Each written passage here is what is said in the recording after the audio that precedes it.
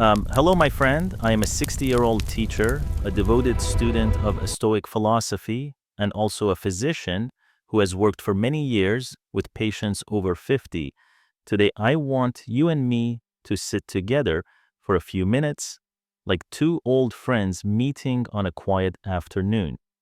Not to argue about right or wrong, but to look honestly at life gently yet truthfully. I want you to imagine this. You're sitting in your kitchen on an early morning. The sunlight isn't warm, yet the kettle hasn't boiled, and the house is still. In front of you is a cup of hot tea. No buzzing phone, no one rushing you, just you and yourself. Many people fear that moment, facing silence, facing the small voice inside the voice we've avoided our whole lives. But for the Stoics, that moment is gold. Marcus Aurelius once wrote, "Very little is needed to make a happy life. It is all within yourself in your way of thinking." And how you think about solitude, or more precisely about being alone, can change your life. Have you ever felt this way? When a relationship ended, you rushed into another one, not out of love, but out of fear of emptiness. One of my patients, let's call him David, 67 years old, a widower living in a small town. He couldn't bear the evenings. He turned on the TV to fill the silence. He went on quick dates, not because they fit, but because he feared going home alone. One day he told me, "Doctor, maybe I'm not afraid of loneliness. I'm afraid of meeting myself in silence." That sentence shook the room, because the truth is, many people are not seeking love. They are running from their own fear. The Stoics called these the chains we put on ourselves. And those chains are often wrapped in pretty names, stability being needed, what's expected at my age. I'm not saying love is bad. On the contrary, true love is grace. But love is only true when it comes from freedom, not fear. When you can stand strong alone, your choice is truly yours, not just a reflex. Here I want to share with you a view that is both philosophical and scientific. Neurologically, our brains crave recognition, a text, a hug, a compliment, dopamine rises, and we feel good. But if we rely too much on dopamine doses from others, we become their hostages. Our emotions rise and fall with their presence or absence. A Stoic would ask, what is within your control? The answer, your mind, your habits, your choices, not someone else's moods. I once counseled a woman, Linda, 59 years old. After her divorce, she said, "I feel like a rope being pulled at both ends. One end is the fear of aging alone. The other end is forgotten dreams." We didn't start with finding someone new. We started with finding herself again. Early in the mornings, she walked 20 minutes in the park, no headphones, no phone. Just footsteps and breath connecting with nature, with the rhythm of life. It sounded simple, but that simplicity opened a door from breath to gratitude, from gratitude to peace, and from peace to courage, not clinging to anyone just to cover emptiness. The power of time and self. Mastery. My dear friend, I want you to pause for a moment and ask yourself, how many hours of my life have been taken away by relationships that did not nourish me? Maybe it was long evenings filled with arguments. Maybe it was endless phone calls just to explain why you couldn't make it home on time. Or worse, maybe it was years of living by someone else's schedule to the point where you forgot you once had a dream of your own. I remember a patient named Robert, 62 years old, who once told me, "Doctor, I've never felt like I was truly living. I just felt like I was running to keep someone else calm." That sentence haunted me because it reflected the reality of so many people. They give away the most precious thing in their lifetime to relationships that are not worthy. The Stoics considered time even more valuable than gold or silver. Seneca wrote, "It is not that we have a short time to live, but that we waste much of it. And indeed, if you pay attention, you'll see it's true. You can lose money and earn it back. But a single day spent in conflict, in sadness, or trying to fix a broken relationship that is a day you'll never get back. When you are alone, time returns to you. You can spend the morning walking instead of being angry about a text that wasn't answered. You can stay up late writing in your journal instead of forcing yourself to sleep early just to keep the peace. You can make an instant decision. Today, I will learn something new without asking anyone's permission. And you know what? Those seemingly small choices repeated daily can transform the rest of your life. An old classmate of mine, now 70, once told me, "After my divorce, I thought my life was over. But then I started painting, gardening, traveling alone, and I realized for decades I had forgotten myself." You see, sometimes being single is not the end, but a return to yourself, to the simple joys that were always within you. And here lies the truth. When you learn to live with yourself, you begin to build self-mastery. The Stoics always believed that no one is truly free unless they master themselves. Self-mastery doesn't mean controlling everything. It means knowing what is within your power and what is not. You cannot control other people's moods, but you can control your own habits. You cannot force someone to love you the right way, but you can choose how you love yourself. I want you to imagine this every morning. Instead of grabbing your phone to check messages, you spend 10 minutes just breathing and writing down 3 things you're grateful for. That day begins differently. Instead of being pulled by someone else's emotions, you stand firm in your own. And that, my friend, is true freedom. With that freedom, you're no longer easily dragged into the wrong relationships. You see more clearly who comes to you with sincerity and who comes only to exploit your vulnerability. You can smile and say no instead of rushing to grab the first hand offered out of fear of loneliness. So don't see a single time as an empty space to be filled. See it as a season of planting. Every good habit you sow today, a page, read a walk, taking a minute of meditation, will bloom in the future. And when love comes, if it comes, you won't need it to feel complete. You will welcome it as someone already whole, and only then are you truly free to love. Emotional self-mastery and protecting your energy. My dear friend, let me ask you something. Have you ever woken up in the morning feeling exhausted, not because you didn't sleep enough, but because your spirit was already drained? You know, nothing wears us out faster than living next to someone who constantly creates chaos. I remember one of my patients, Margaret, 58 years old. She often said, "I feel like I'm walking on thin ice in my own home. Just one look, one word from my husband, and my whole day collapses." That is not love, that is emotional erosion. And the truth is, many people endure it because they fear loneliness more than they fear losing peace. The Stoics long warned that environment shapes the mind. Marcus Aurelius wrote, "The happiness of your life depends upon the quality of your thoughts." But you cannot have clear, bright thoughts if your surroundings are filled with arguments, manipulation, and emotional games.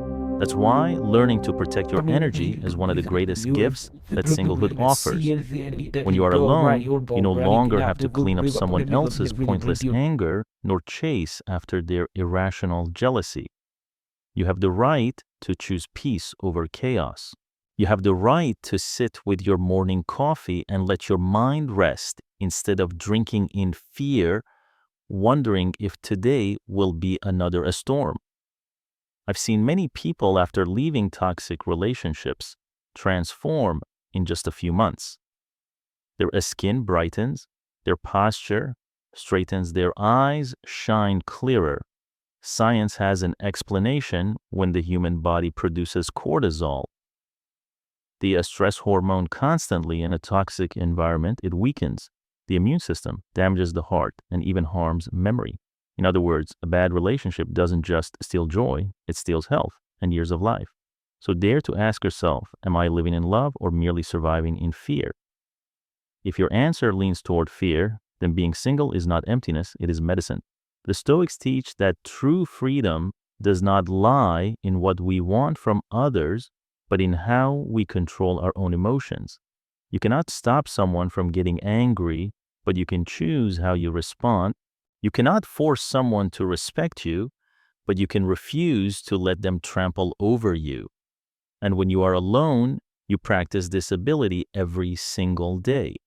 Imagine this. One evening, you receive a phone call full of blame. Instead of spending hours explaining, you simply breathe and set the phone down. You don't have to prove yourself big or bend out of shape. That is not coldness. That is self-respect. And here's the beautiful part. When you protect your energy, you don't just avoid harmful people. You begin to attract better things. Others feel the steadiness, the calm, the clarity in you.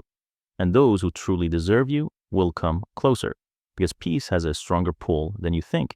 You can try a small practice whenever you feel pulled into someone's drama. Ask yourself, is this truly worth my energy and health? If the answer is no, smile and step away. The moment you walk away is the moment you've already won. So don't fear the empty space of being single. See it as a shield that protects your heart from needless wounds. And remember, your energy is the flame of your life. Do not let anyone extinguish it simply because you are afraid of sitting alone in the dark. Learning to love yourself and the joy of a silence. My dear friend, there is a truth I believe we all have experienced, that moment when you sit alone in a quiet room and suddenly the ticking of the clock feels louder than ever. In that silence, thoughts rush in about the past, mistakes, fears of what if no one stays with me anymore. And that is why many people cannot bear solitude. They turn on the TV to drown out the silence. They scroll endlessly online just to avoid hearing their own heart. They rush into a new relationship not out of love, but out of fear of emptiness. But my friend, the truth is the opposite. If you don't learn how to love yourself in silence, no one else can ever fill that void for you. I remember a woman named Susan, 61 years old, who came to see me after a painful divorce. She said, I'm afraid to go home after work because the house is too quiet. I feel like I disappear inside it. I didn't give her advice right away. Instead, I suggested she try this every night, spend 10 minutes alone, no music, no phone, just a small candle and a notebook. Write down what she was grateful for or simply observe her breath. 3 months later, she returned with brighter eyes. She said, silence didn't swallow me. It became my companion. From then, Susan began learning piano, a dream she had set aside for nearly 30 years. She realized that in silence, she found herself. The Stoics believed this too. They did not see solitude as an enemy, but as a mirror. In that mirror, we face the truth, who we are, what we desire, and what we are avoiding. And when you dare to stand before that mirror, you begin to see clearly that you are already whole. Marcus Aurelius once wrote, very little is needed to make a happy life. It is all within yourself. That's true. Joy doesn't come from someone sitting next to you on the couch. Joy comes from knowing how to smile when you're alone in silence in the stillness of your soul. I want you to imagine this. One afternoon, you take a walk in the park. No one is beside you. The wind moves through the trees. The leaves rustle. You slowly breathe in and breathe out and realize you're alive. No one needs to confirm it. No one needs to witness it. That simple joy is freedom. Science says the same. Many studies show that those who can enjoy solitude have stronger mental health, less anxiety, and more creativity. Silence not only heals the soul, it also restores energy to the body, reduces stress, and improves memory. And here's the secret. When you learn to love your own presence, you no longer chase love like a medicine. You no longer cling to others' attention. You don't need anyone to tell you that you are worthy, because you feel it in the very moment you sit alone and realize you are enough. Have you ever asked yourself, if I spent the whole day alone, what would I do to make it meaningful? Maybe it's finishing a book you left aside, trying a new recipe, or simply making yourself a good cup of tea and sitting quietly. These little acts are not little at all. They are how you say to yourself, I am worthy of love even from myself. And my friend, when you find joy in silence, you no longer fear losing someone because you know you never lose yourself. And from that point on, love, if it comes, will no longer be a bargain, no longer a desperate grasp. It becomes sharing. You give love as a gift, not as a plea. So don't rush to escape silence. Sit with it, listen to it, let it become your teacher. Because when you learn to love yourself in silence, you discover a kind of freedom that no relationship can ever give or take away. Breaking free from the need for approval. My dear friend, let me ask you a simple question that confuses many. When was the last time you did something purely for yourself, not so that anyone else could see it? We live in an age where approval comes instantly. One click, like one compliment, and suddenly we feel valuable. But the problem is when we grow accustomed to living by that approval, we begin to lose ourselves. I once met a 65-year-old man named Henry. He had spent almost his entire life living by his wife's wishes, his children's expectations, and the gaze of neighbors. When his wife passed and his children moved out, he sat alone and wept. I don't know who I am because for 40 years I never lived for myself. That statement was not just his personal pain. It was a wake-up call for so many of us. The Stoics warned of this thousands of years ago. Epictetus once wrote, if you want to improve, be content to be thought foolish or stupid by others. What he meant is that true freedom only comes when you dare to live authentically, even if the world does not understand you. Have you ever worn clothes just to get a compliment, stayed silent, only to avoid upsetting someone? Chosen a job not because you loved it, but because others would respect you more. That is when you trade your inner truth for an external nod. And each time you do, you erode a piece of your soul. At 50 or 60, many finally wake up and ask, who have I been living for all these years? And you know that question may hurt, but it's also an opportunity. Because once you realize it, you can start again. You can learn to stand in front of the mirror and say, I am enough, even if no one applauds. Modern science agrees. Psychologists call it self-validation. People who can validate their own worth tend to have less anxiety, make clearer decisions, and are less easily manipulated. When you no longer need others to tell you you're good enough, you live more courageously. You choose what makes you happy, not what looks good in someone else's eyes. I remember a story from my clinic. A patient, Ellen 57, was stuck in a suffocating marriage.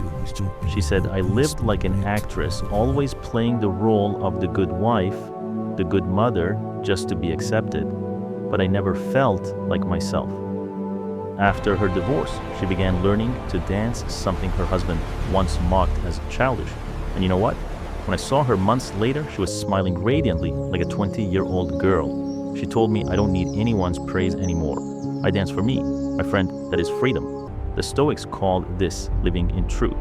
Not living to please others, but living so that you do not betray yourself. And strangely enough, when you stop seeking approval, you actually become more attractive. People are drawn to your steadiness, your confidence, your way of not needing to prove anything. So let me give you a small exercise. Next time you're about to post a picture, a status, or share a story, ask yourself, am I doing this because I truly want to, or because I hope someone will praise me? If the answer leans toward praise, try not posting. Instead, write it in a private journal. Do it for you, just you. And you'll be surprised to discover how light and free it feels. You don't need applause to live a meaningful life. You don't need compliments to know you are enough. Because as Marcus Aurelius once said, very little is needed to live a happy life. It is all within your own thinking. And in that thinking, let the most important truth be, I live authentically and I am enough. When you reach that point, every future relationship changes. You no longer choose someone because they fill a void. You choose them because they walk beside you on the path you have already built for yourself. The power of solitude, the gym for the soul. My dear friend, the word solitude may sound cold. It brings to mind an empty room, a lonely chair, or a person sitting quietly in the dark. But I want you to see this word with new eyes. Solitude is not punishment, it is the training ground for the soul. When you are young, solitude might feel like an emptiness to be filled. But when we reach our 50s and 60s, solitude takes on a different meaning. It becomes the place where we train ourselves, where we learn to stand without any crutch. Marcus Aurelius once wrote, "Nowhere can man find a quieter or more untroubled retreat than in his own soul." And that is the secret. Solitude is the chance to return to the inner room where there is no noise, no pretense, only truth. I remember a man named Paul, 64 years old. After retiring, he entered a period of such deep silence that many friends worried about him. But instead of filling the gap with gatherings or rushed relationships, Paul chose to sit still. He learned meditation. He wrote in a journal every morning. He spent hours in the garden, watching birds, feeling the wind. 6 months later, he told me, "For the first time in my life, I am not afraid of silence. I see it training me to become stronger." You see, solitude is like the weight in a gym. At first it makes us tremble, it makes us want to quit. But that very weight is what grows the muscle. In the same way, silence and loneliness strengthen the soul. When you dare to sit in stillness, you learn to face worries, fears, and unhealed memories. And little by little, you become steady, calm, unshakable. The Stoics saw solitude as training for the storms of life, because if you cannot stand strong when alone, you will not stand strong when trials come. Think of the times you lose a loved one or face a great upheaval. It is the strength built in solitude that allows you to breathe slowly, see further, and not collapse. Modern science supports this as well.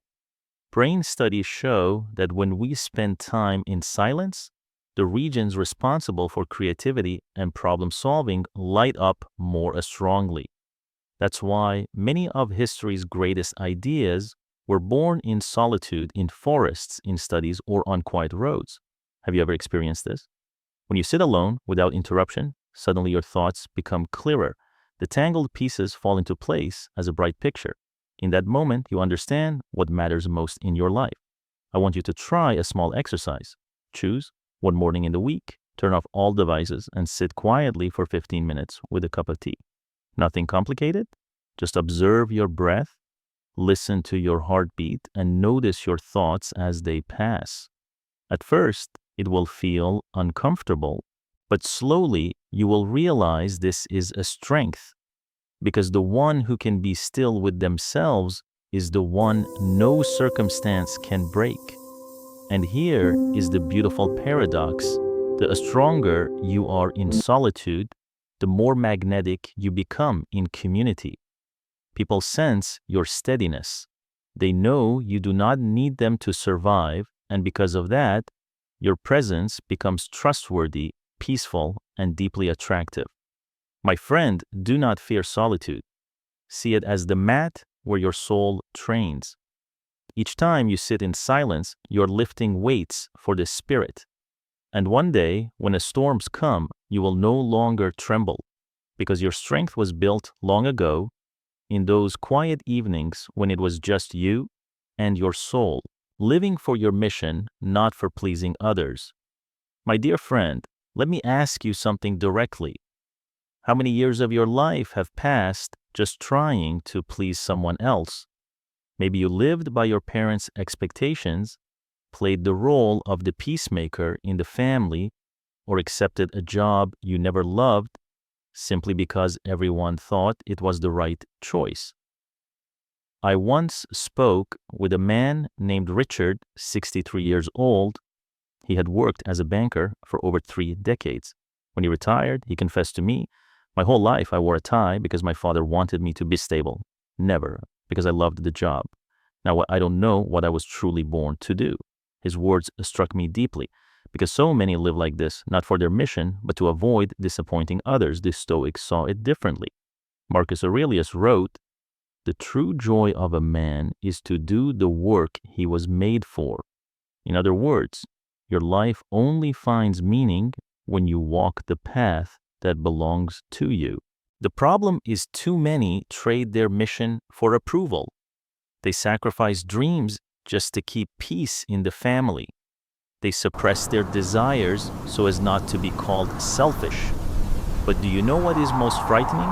Reaching the end of life and realizing you never truly lived. I want you to imagine if tomorrow you woke up and no longer had to please anyone. What would you do? Would you write that book you've been postponing for years? Learn an instrument, open a small shop, or teach, or travel? When you dare to ask that question, you touch the deepest part of yourself, the part that holds your mission. One of my patients, Janet, 55 years old, once told me, "I lived half my life only as a wife and a mother. Now that my children are grown, I want to train as a volunteer nurse, but my friends say I'm too old." I asked her, "Janet, if you live another 20 years, what would you want to remember?" She stayed silent for a long time before answering. "I want to remember that I helped someone survive, not that I cooked a few more dinners." The following year, she began her volunteer nurse training. And you know what? I have never seen anyone's eyes shine brighter than hers when she wore that white coat for the first time. Science confirms this too. People who live with a purpose-driven life have better health, lower risk of depression, and even longer lifespans. Why? Because when you live for your mission, you have a reason to get up every morning. Both body and soul function better when there is a why to live. My friend, living for your mission doesn't mean abandoning responsibilities. It simply means not losing yourself while fulfilling them. You can still be a wonderful father, mother, grandfather, grandmother, but at the same time, you're also you with your own flame and your own dream. Remember, you did not come into this world just to please others. You came to do something only you can do. And when you walk that path, you'll find you no longer need approval, no longer fear judgment, because you found joy in the very work you were born to do. I want you to try something each morning. Before you do anything else, ask yourself, today, what can I do to take one step closer to my mission? It doesn't have to be big. Maybe it's a page, written a lesson, learned a small step taken. But those small steps add up to a life worth living. And here is the miracle: when you live for your mission instead of living to please others, that's when you become an inspiration. Your children, your friends, the people around you, they will see the truth that living authentically is the greatest gift you can give to the world. Emotional independence and wholeness before love. My dear friend, I want you to picture this: a glass cup. If the cup is empty, you will always long for someone to fill it with praise, with attention, with affection. But if the cup is already full, you don't need to beg. You simply share from the overflow within you. That is the difference between love born of emptiness and love born of wholeness. Many people enter love with an empty heart. They expect their partner to feel their loneliness, to make them feel worthy, to make them feel alive. But my friend, that is not love. That is dependence. And dependence always walks hand in hand with fear. Fear of being abandoned, fear of not being loved the way you expect. I once spoke with a woman named Caroline, 60 years old. She had gone through 2 broken marriages. She told me, "I realized I was always expecting my husband to make me happy. And when he couldn't, I felt worthless." When Caroline began caring for herself, practicing yoga each morning, reading books, traveling alone, she discovered a new truth: I don't need anyone to define me. I am enough, even when I'm alone. And for the first time in her life, she felt peace. The Stoics understood this well. Epictetus said, "No man is free who is not master of himself. That includes emotions. If your feelings depend entirely on another person's attention, you have handed them the keys to your happiness. But when you learn to comfort yourself, to stand back up, to find joy in small things, a piece of music, a welcome meal you cook, you take the keys back. Modern psychology calls this emotional independence.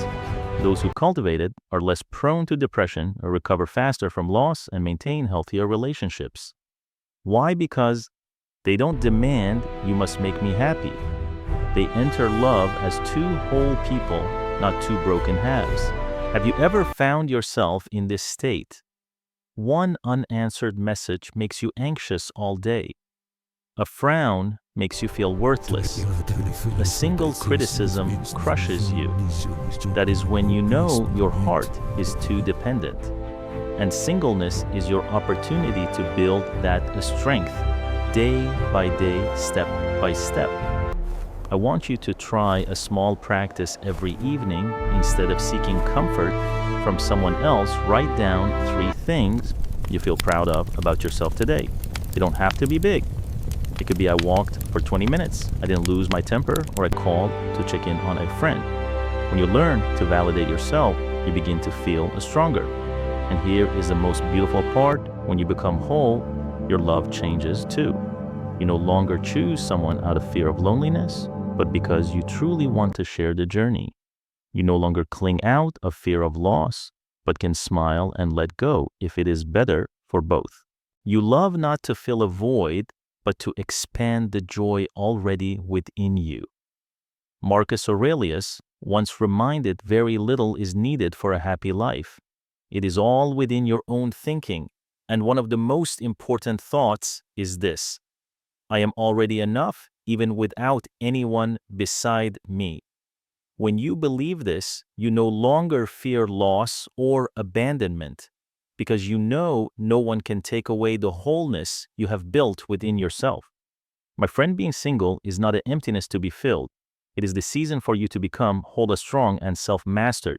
And when you are whole, love, if it comes, will be a gift, not a rescue. Conclusion: the gift of being single. My dear friend, we have walked a long journey together. From avoiding the wrong attachments to protecting your energy, learning to love yourself, breaking free from the need for approval, training in solitude, living for your mission, and finally becoming whole before stepping into love. All of this was to remind you of one simple truth. Being single is not a lack. Being single is a gift. The Stoics believed that true happiness does not come from someone else filling the emptiness within us, but from our ability to stand firm within ourselves. Singleness gives you the chance to build that strength, the strength of self-mastery, of peace, and of a full heart. I know for many in their 50s or 60s, the word single sounds like an ending. You might think it's too late to start again. But the truth is, it is never too late to begin living true to yourself. I've met patients in their 70s who began painting in their late 60s, who started volunteering, and in their 60s who traveled alone for the first time. And they all said the same thing: I wish I had realized this earlier, that true peace never came from someone else, but from me. Have you ever asked yourself, if I spent the rest of my life becoming the best version of myself instead of just trying not to be abandoned, what would happen? The answer is you would become free.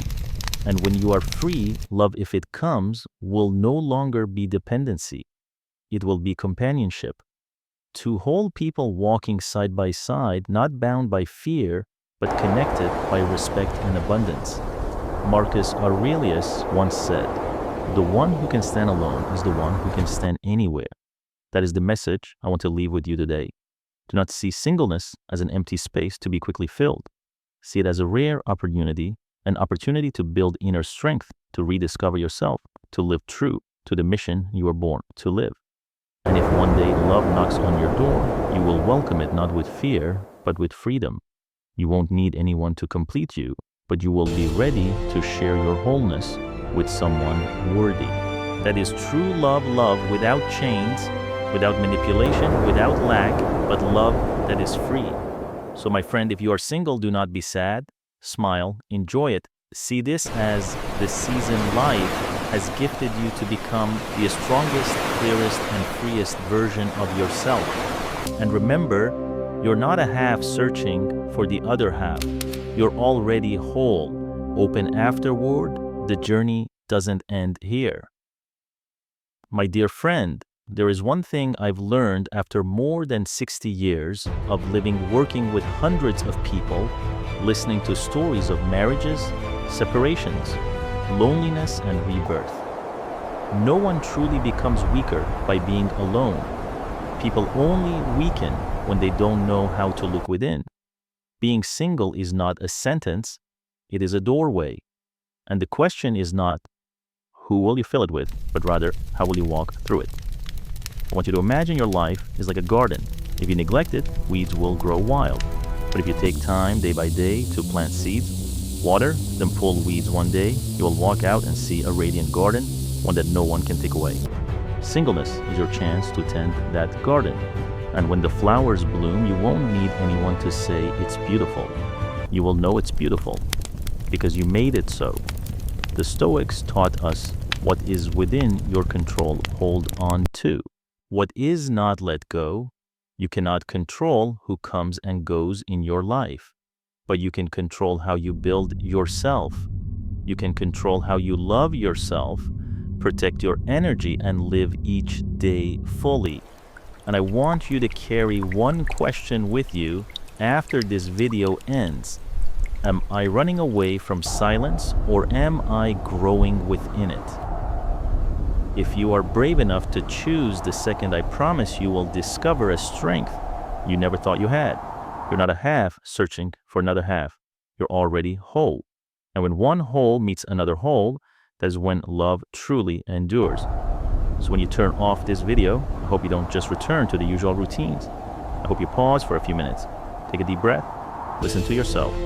Start with one small thing. Write down 3 things you are grateful for today. And let that seed, day by day, grow you into the person you were always meant to be. Strong, peaceful, and free. You don't need to wait for tomorrow. That journey can begin right now. Final message, you are not alone on this journey. My dear friend, I want to tell you something very simple. You're not alone. Maybe you are sitting in a quiet room watching this video. Maybe you just walked through the ruins of a broken marriage. Maybe you have lived for years in loneliness that no one truly understands. And maybe you think you're the only one who feels this way. But trust me, I have listened to hundreds of stories from people in their 50s, 60s, even 70s, each with their own circumstances, their own past, their own wounds. Yet all of them shared the same fear of being alone, fear of being lost, fear of no longer being enough. And then, one by one, they realized it is precisely in those moments that feel most lonely they discovered their true strength.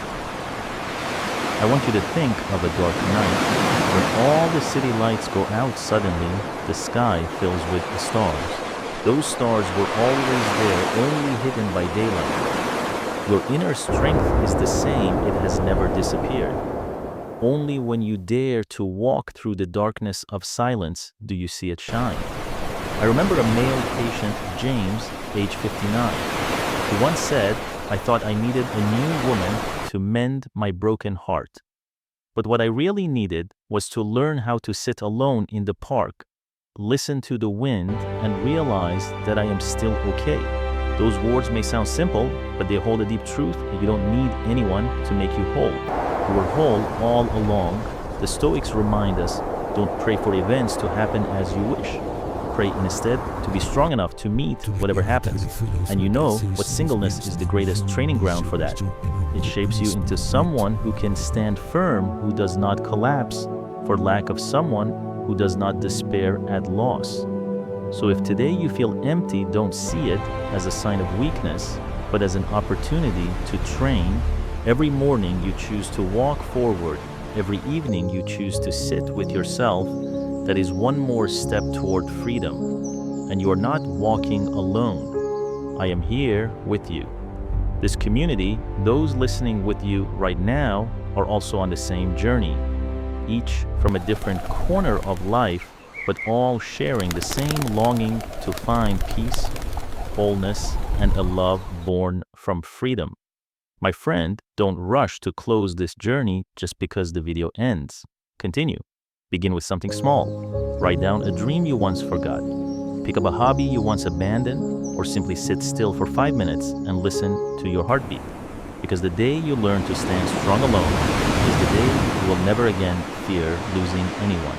And in that moment, you will finally be free to love with your whole heart. Not because you need to, but because you want to. Call to action CTA. My dear friend, if what I shared today touched your heart, I want to invite you to do something very simple. Leave a comment below.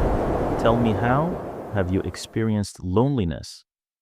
What did you learn when you were forced to stand on your own? Because your story could be the source of strength for someone else. And I believe that in this small community, every word shared has the power to lift up a struggling soul. If you want to continue this journey with me, the journey of building peace, freedom, and a strong life in the Stoic spirit, hit the subscribe button and turn on the notification bell. That way, every week, when I send you a new lesson, you won't miss it. And if you think someone out there, a friend, a family member, or even a colleague needs to hear these words, share this video with them. Who knows, one click from you today could change an entire life. Finally, let me remind you of this. You are not alone, and you are already whole within yourself. Protect that truth. Live with it. And let it become the gift you offered the world. Thank you for taking the time to listen. I'll see you in the next video, where we continue to explore ancient lessons that still hold powerful meaning for today.